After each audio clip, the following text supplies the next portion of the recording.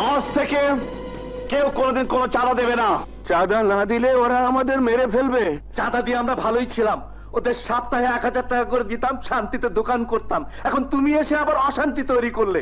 এখন তো তুমি চলে যাবে, একটু পরেই ওরা আবার আসবে, তখন কে আমাদের বাঁচাবে? তুমি বাঁচাবে।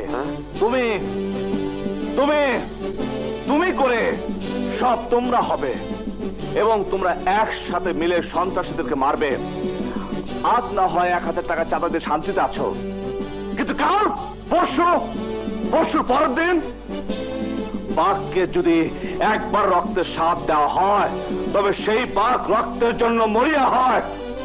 1000 টাকা চাঁদা দিয়ে ওইসব কুত্তাদেরকে তোমরা হিংস্র বাঘে পরিণত করে দিচ্ছ, তারপর আর 1000 টাকা চাঁদা দিয়ে তোমরা শান্তি পাবে না।